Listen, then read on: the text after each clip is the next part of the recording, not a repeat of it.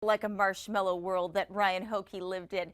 Thank you for that Twitter post. And look, it's going to be continuing to be winter-like right through the country, especially as we get into Thanksgiving. So it is harvest time, especially down toward the south. And it's time to get together with family and friends. Big travel day Wednesday. Thursday, of course, is your dinner. And, well, we have a storm brewing, so let's talk about that. Coldest air of the season behind the system. That's another thing I want you to be prepared for. Where do you see some of these temperatures through Colorado in the long range? Winter forecast next week. This is a big deal. Dr. Doug Gillum and our chief meteorologist Chris Scott will walk you through the nation's winter season for 2015 and 2016, and that happens December 1st. So let's start off with our infrared satellite. We use satellite to look at some of the coldest, the tallest clouds in the atmosphere.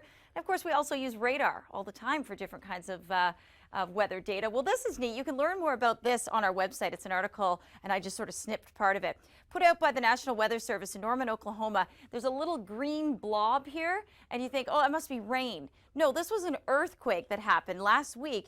And the shake of the surface scared a whole flock of birds. So the birds scattered and actually got picked up on radar. So the birds are okay, I'm sure, but it's kind of neat to see that the radar picked that up. If you're kind of a weather nerd like us, then go to our website, you can learn more.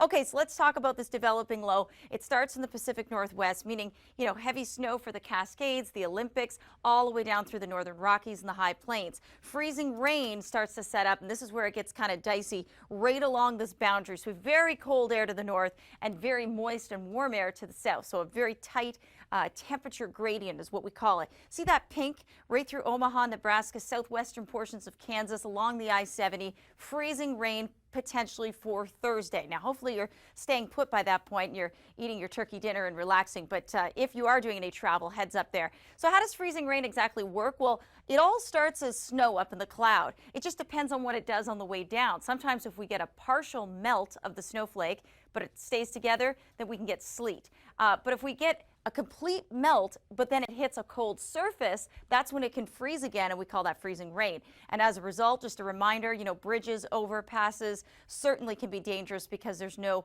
warmth underneath, there's no surface underneath the bridge. So yeah, tricky travel conditions, heads up, take it easy out there, take it slow. There's a look at some of the snow. You can see it's pretty widespread right across the western portions of the country. And here's a sneak peek at the temperatures.